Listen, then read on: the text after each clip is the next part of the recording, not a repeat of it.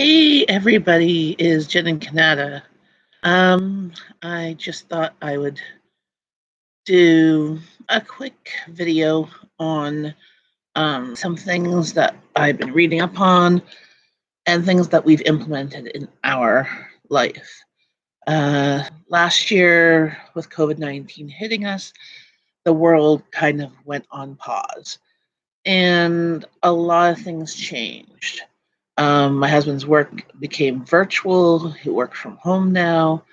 Um, a lot of the activities and the work that I was doing, some paid, some volunteer stuff, was stopped. And everything just got more expensive or harder to get. So, one thing I really wanted to express my concern with everybody is hoping that everybody has at least figured out how to make a budget of their daily expenses and everything like that. Um, the best way to do that is to uh, write down everything you spend in a month time. Write everything. If you go for a coffee, write it down. And see how much you're actually spending versus making up an arbitrary budget of, oh, I'm going to spend $500 on groceries. I'm going to spend $200 on entertainment, $200 on your gas or for your car or whatever.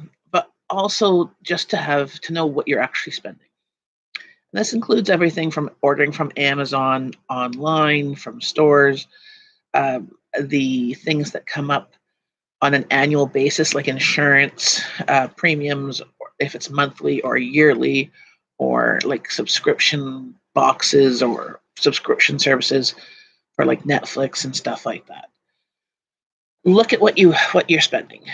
See if it can be maintained. Is there any way to either decrease what you're spending, so you can put some money for savings? Because unfortunately, it does not look like the world is going to go back to the way it was in 2019. And with that, it will need a few changes. So you need to have some money set aside for savings, just in case you lose your job or you get sick or whatnot and you can't get money. You also should have a little bit of money stashed in your house just in case you can't make it to the bank. Okay, for example, if you are sick and you have to pay somebody to deliver your groceries or whatnot, and you have to tip them like in cash if it's not available in the app, or you need money to pay an emergency service without going to the bank. If you know these type of things, you should have at least a few $100s stashed away, safe in your house, hopefully in a fireproof box, so just in case there's a fire. Um, but also set aside money for a savings account too.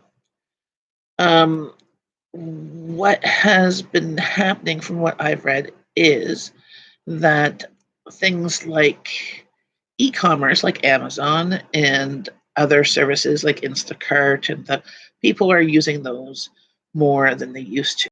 I know for myself, I have put up some things on my Amazon subscription list for them to be bought once a month or once every couple months and delivered to my house, because A, it's easier. B, I can guarantee it will come, more than likely. It's never quite a complete guarantee, but a better guarantee than going to the store and making sure it's available there. Also, I only do this for things that are cheaper than at the store's regular price or the same as the store. Hey, delivery to my house, since I don't drive, saves me money, right? I've done that with ketchup, for example. I can get for about $2.50 or just above $2, depending on the month, because it switches a bit of the amount uh, delivered to my house. I do that with some snack options that I can order online. Um, as well as things like olives or rice, like Uncle Ben's rice dishes. Sometimes they go on sale online for like $1. That's the same price or as the store when they have it on sale. So if I'll order a few of those, you know, just to replenish my pantry. Um, but at the beginning of this pandemic, we did a lot more of ordering online as well as through Instacart as well as through restaurant distributor, which was good. But those quantities are huge. And some things that we were eating before this pandemic are not necessarily things we are eating now because everybody is at home. So we want to have some convenience type foods. Otherwise, I'm in the kitchen all day, every day, and that's exhausting. But not as much as we had before, because we had before, people who were leaving the house did not have access to fridges most of the time. So we wanted things that were non-perishable, like those little hummus and cracker things, more so on a regular basis, so they can take them as a quick snack that is non-perishable. Because buying perishable items and people don't eat them or don't want them that particular time, they go bad. But by the non-perishable items, which are tend to be a bit more expensive, but they last longer and they don't go as bad as easily. You're actually sometimes saving money because you're not throwing out stuff that's gone bad. Um, and if with this pandemic COVID-19 you have been financially affected, we have not been much other than my daughter turned 18, so not getting child tax benefit anymore, like the tax credit. My my husband is working from home, so his income is still the same. He's not spending money on lunches at work, but we've worked that money into our entertainment and eating out budget for at home because mommy needs a break too. But these type of things, if we need to buckle down, these things like entertainment, takeout, shopping, clothing, all that stuff, um, those budget markers that we have currently set, they will be taken away as easy as pie, very easily, and we wouldn't really uh, see much difference. But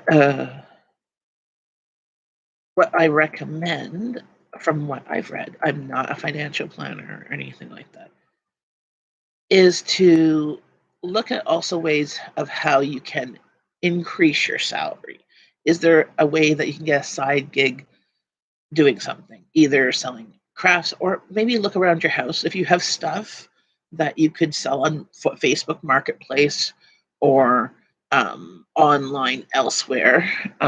If or have a garage sale if you can have that in your area. In our area, we can't right now because we are currently in an emergency lockdown again for the third time because our numbers are going up again. Not necessarily where I live, where the numbers are fairly low, but in other areas of the city. So, but you can look at things like that or offer services. They could do like cutting grass or shoveling snow, depending on the season, for a few bucks from neighbors, pet watching, pet walking. That might not be as popular now because everybody's supposed to be staying at home, so they should be able to take their pets for a walk. But once people start going back to work, or half the society is going back to work, this might be an option to make a few extra bucks and then take that extra money and put it straight into savings for a rainy day fund. And uh, what you should have in savings, minimum, okay, just plain minimum, is 1 month of rent, groceries, bills, um, and your payments that you normally have. Like if you have monthly insurance payments, monthly uh, pet food, pet payments, anything like that, have that amount minimum 1 month's worth, just in case you get sick, just in case you get injured and you can't do work, just in case and you'll have a disruption in your income, or just in case you lose your job. And when you lose your job, and say if you find another job right away, there's a 2 week period where you have money coming in, but you're starting a new job and you have to wait for the money coming out. So there are 2 weeks to a month period where you might not have any income coming in. Same if you have to end up going on EI, that's employment insurance here in Canada, where you get 60 to 80% of your um, income, depends on things, or like a certain amount. I'm unsure. Personally, I have never been on EI other than when I was on maternity leave, and it was 80% of my income while I was on maternity leave. So and so you have to think of, you're not going to get as much money coming in as you were when you were working, but it's there to kind of help you um, transition in between jobs. Again, your money coming in is going to be less than what's going out. So that's why you need to have a savings, and why you should have your credit cards that you have with low amounts on them hopefully paid off. Um, but this is like just common sense ideas. Um,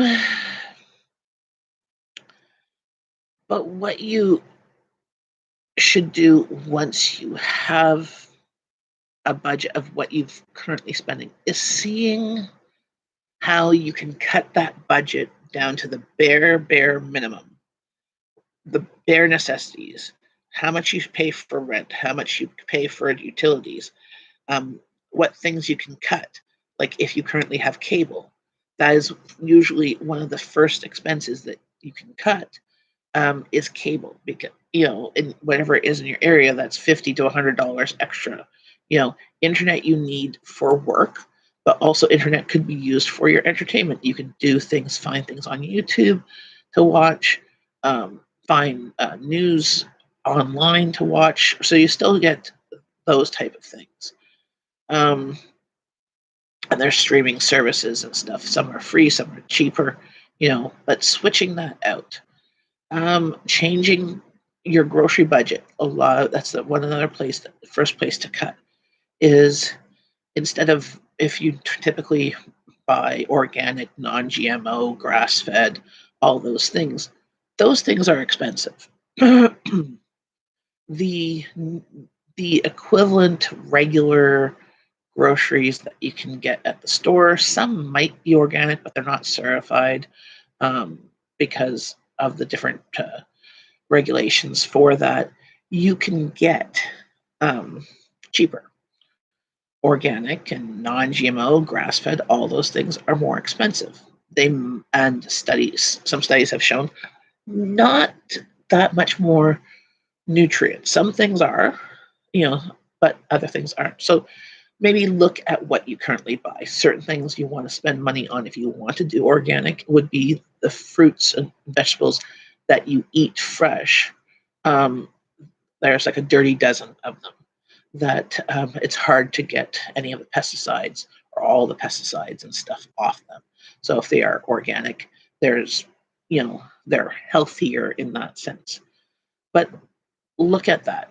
Change things from, instead of eating steak, buying ground meat.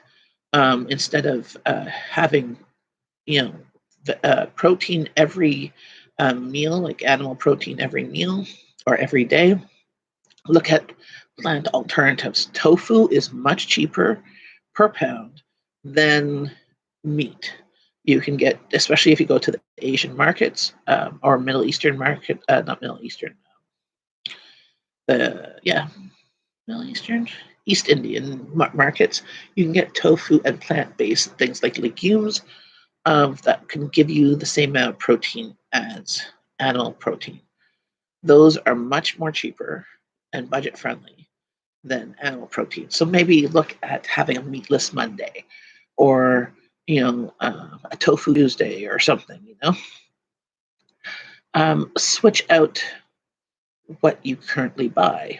If you buy always name brand items, look at the store brand. You can usually save $1 or 20% on buying the store brand version. And about 7 times out of 10, they are produced in the same factory, just with a different label. So you're getting the same items. For example, Hellman's, as well as Kirkland brand from Costco, is made at the same factory, just different labels. Look at ways to save money. Do you need, like if you have a car, do you need, if your car is an old car, do you need all of these extra insurances on it, or do you just need just the plain basic accident one? Is there a ways to look at your house and car insurance and go through an insurance broker and see where you can save some money? I know a few friends who have done this, where they compared different packages, and they managed to save like $400 or $500 a year. That's a chunk savings. Are there things that you can grow, or harvest yourself? If you have land and property in the country, can you have an animal and you butcher it like you bring it to the butcher yourself? You'd save money on the cow of feeding it and stuff than buying that meat from the grocery store every week type things. Or maybe make a deal with a local farmer. Look at buying things in bulk to save money down the road. Try and do groceries once a month instead of every week or every few days.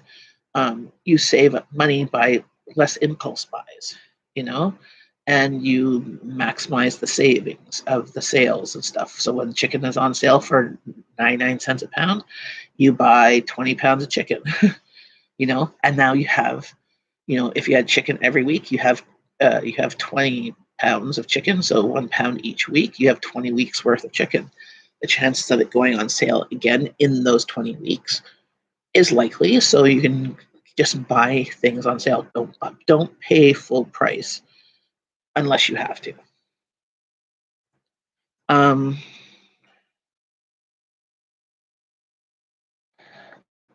Look at things that you currently have, or the current lifestyle you are living.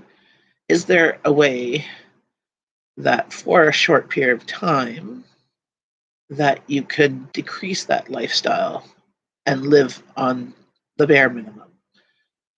For example, if you have a gym membership, paying that amount each month, if you cut that out, or if you have you go on vacations or stuff. If you have we have a savings account that we put money into on a regular basis to go towards future vacations, and that's how we do vacations. But if we don't do vacations, like last year we did not do our vacation. We had already paid for it.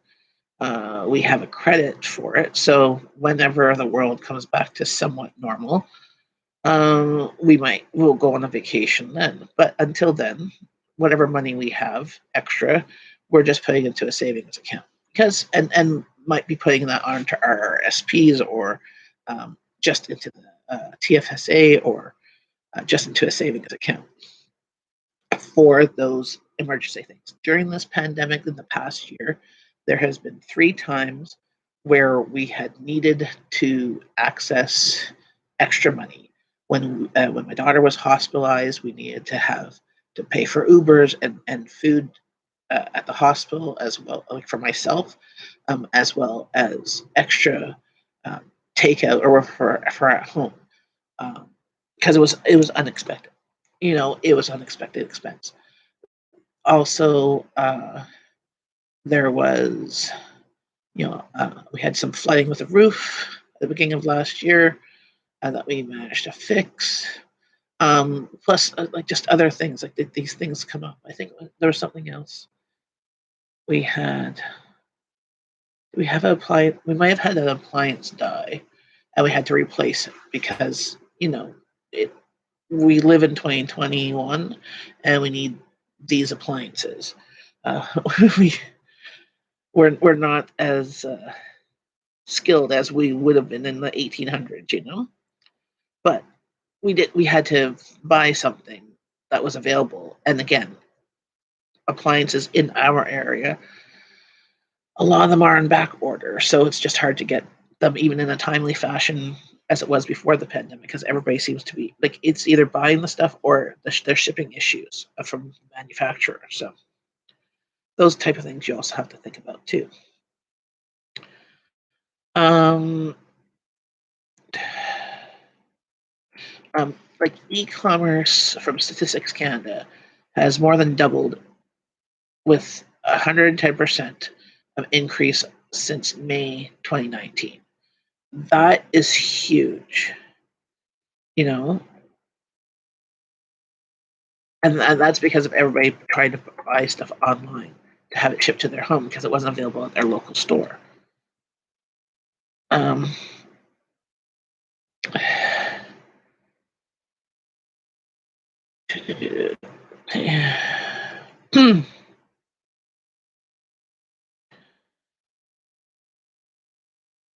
this pandemic also has made me realize of how much impulse shopping we were doing beforehand. That now, when we're not exposed to it, we aren't buying. I mean, yes, we could still be doing that online, but we're not. There are certain things that I make a schedule every few months, do an online order with Costco to get the things that we can order online Costco. As I'm not going into Costco that often, I'm going in there once every 2 months, maybe, depending on my ride. And yes, I miss it, but also there was a lot of impulse buying. So when I do the stuff online, it's the same price as in the store, maybe a couple dollars more. Like for example, toilet paper. I now get that whenever I put an order in, it's $20.99. In store, it's $19.99.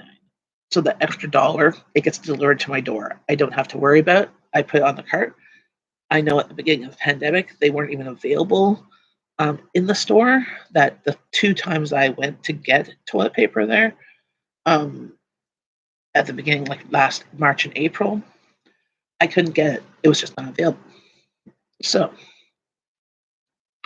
um, was it? I have found also in my area some local businesses that we support by ordering from them directly.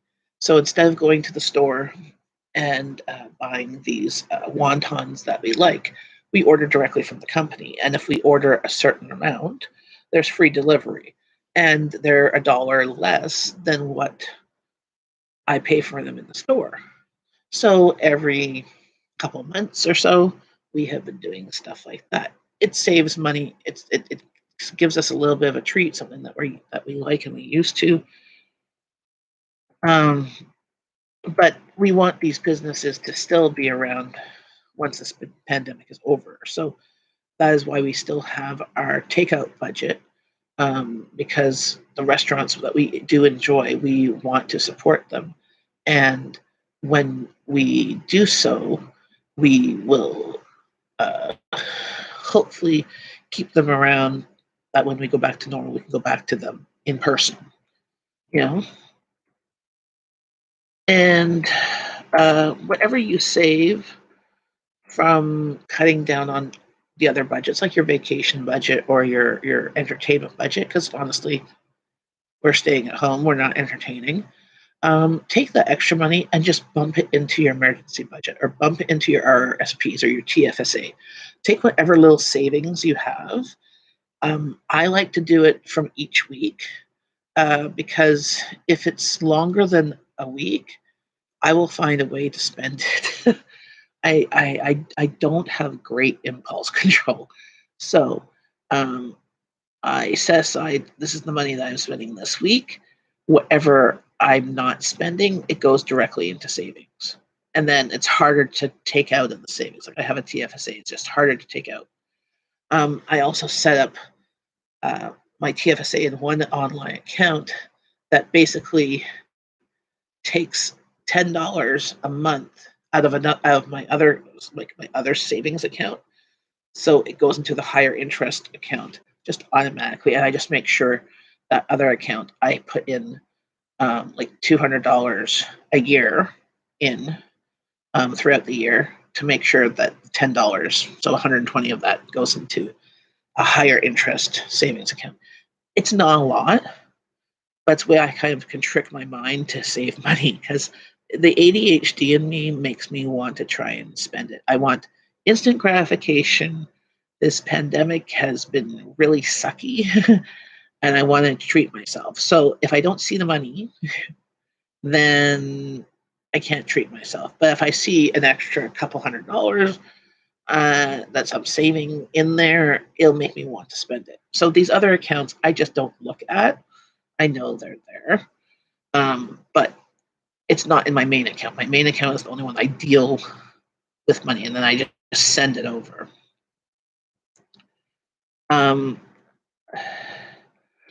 Also, about keeping money in the house, just in case you can't get cash from the bank, because you never know what's going to happen, you know, and you want to make sure you have at least your mortgage, maybe a mortgage payment at home. I would say a few $100s to a couple $1,000, just to be on the safe side. But having a lockbox somewhere hidden, and a lockbox that's fireproof, just in case too. Then you at least have that amount of money that you can, if there is a fire, you can have that money to buy clothes, buy food, rent a hotel type thing.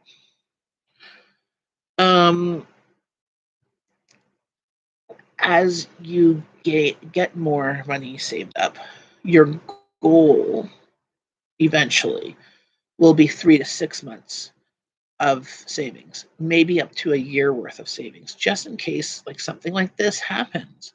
I know many people who thought they own their own business and they thought they were doing good, but then there was restrictions. Like for example, people who have house cleaning businesses, well, they can't go into people's houses to clean.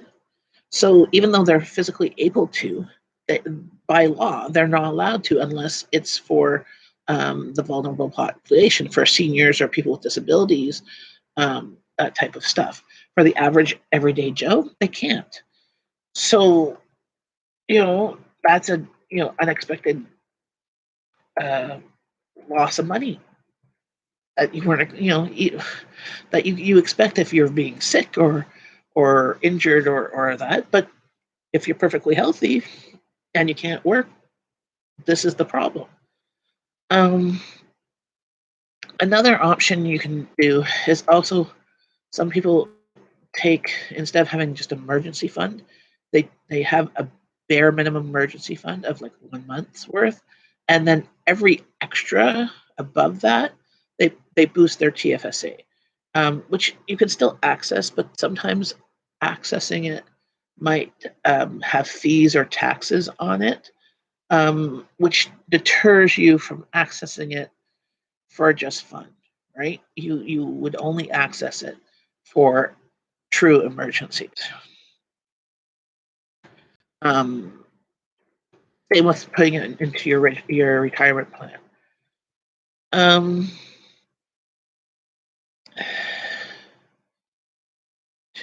uh, the pandemic, if it not affected you financially personally, the possibilities of it affecting you in the future is possible.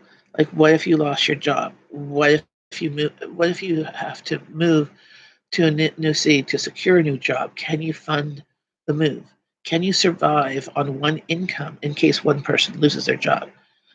Or government funds, or a little emergency savings. Like honestly, the CERB, $2,000 a month, Our mortgage is just under that. Our mortgage and groceries, it costs more than $2,000 a month. So that's we could not we could live off that, but we could not live as we live currently off that. Where will you go if your home is repossessed? Like if you stop paying your mortgage, if it's repossessed, where will you go? If it's repossessed by the bank, or if your vehicle is towed away or repossessed, how will you go to work if you need that vehicle for work? Um, Living on the streets is not something anyone should really consider. However, if you talk to somebody who has been homeless or who currently is homeless, um, they tell you differently. Uh, I've volunteered with organizations that have helped with the homeless, and a lot of times they choose homelessness due to shelters, due to the safety factor. Also, they find it freeing sometimes too. Uh,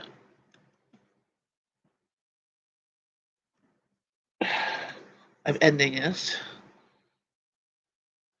What? You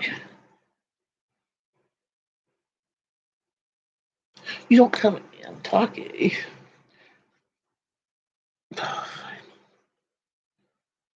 Pause.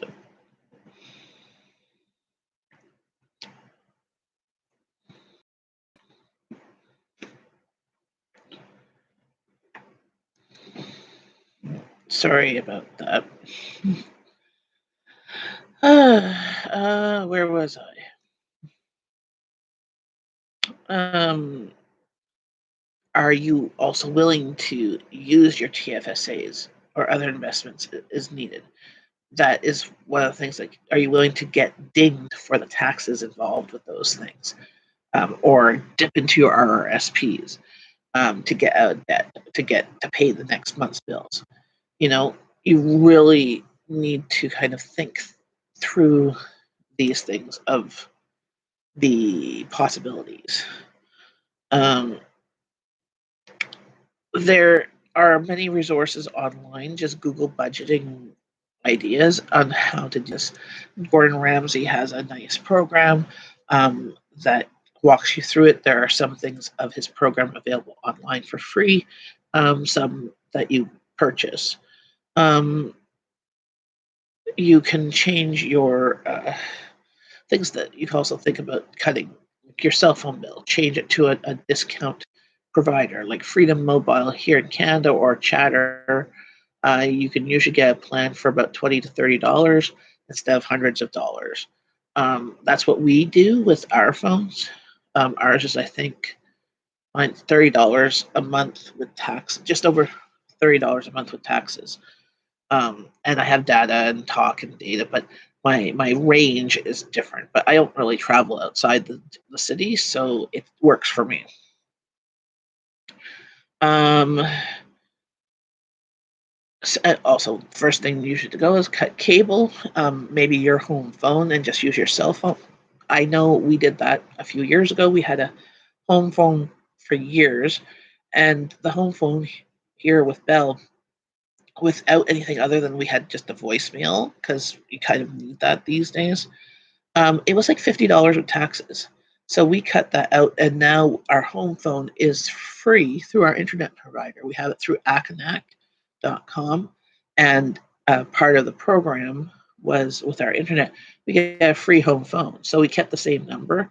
Now, if there's a power outage, our home phone isn't working. Isn't going to work, but we have our cell phone, so we always make sure our cell phones um, are charged. Um, but if you so look at your cable, contact them, maybe get a discount, maybe they can do a combined package, or just cut the cable out. Um, it's one of the easiest ways to save $100. And we also, like with our budget, instead of completely eliminating an item of our budget, sometimes, like for example, our entertainment budget if times are tighter and we have other unexpected bills that we had to pay for, or upcoming bills that we know we have to pay for, like dental stuff coming up or whatnot, we will just decrease a percentage of all of our budgets. So, for example, our grocery budget's $900. If we decrease that by 10%, we just take out $90. We're not really in that month. We're not going to notice the $90 difference. Really, we might decrease it 20% or something like that. We just don't eliminate it all the times unless we have to. Think about eating out and take out coffees. Those are the first things that usually go for us as well. There,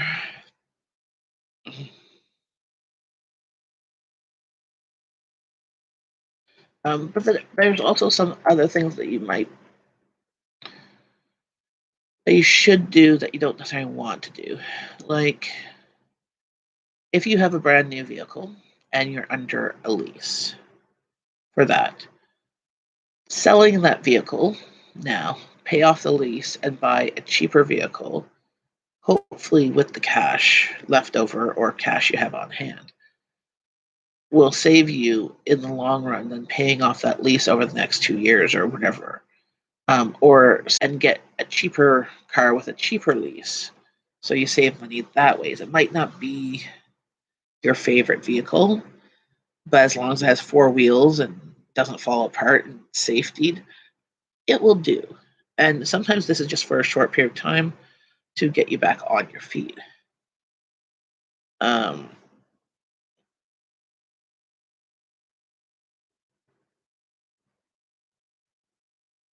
and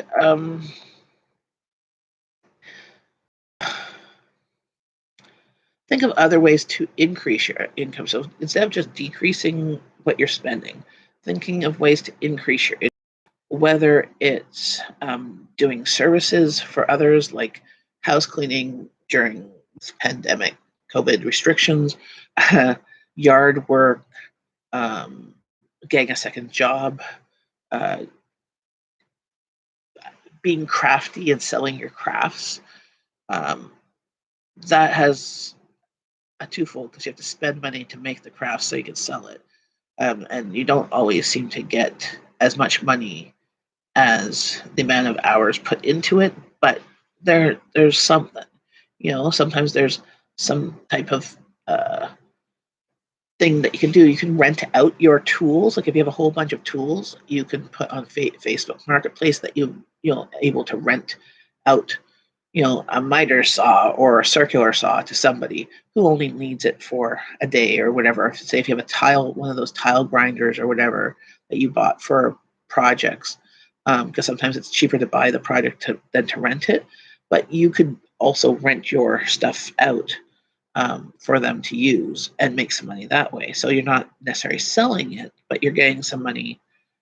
There's certain programs in your local area too. Sometimes there's like these uh, rental programs that you can rent things from people instead of buying them, or hire their services with their device.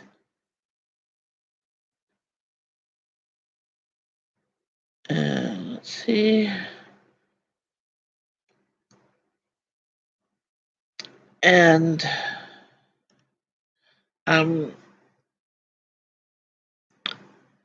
a budget only works really if you accept it.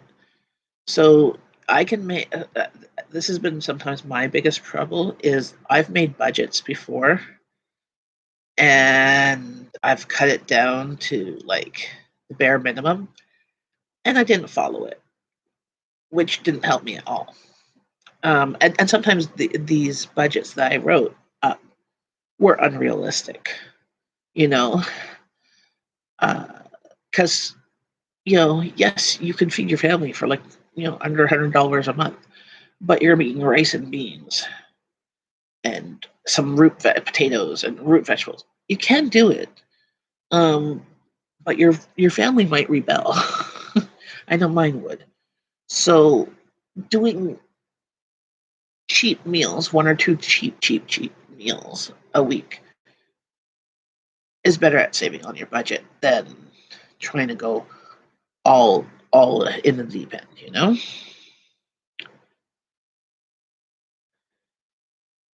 Um, Things like cutting your cable. It may be hard to cut your cable or internet for help with your expenses, but you'll probably sleep better at night. Just knowing that you have the money to pay your bills. Um,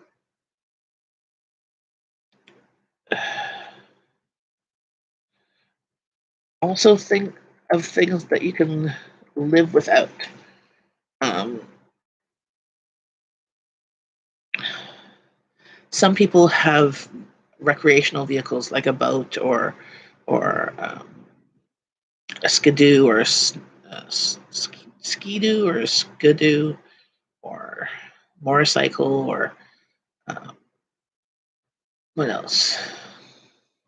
Or maybe they own like a trailer at a campground. These type of things you might be able to sell and use that money to pay off debt. And if you pay off, pay off a credit card, which could be like 20 or 30% interest, and then you're not paying those payments, that might be enough to just let you get by on your income.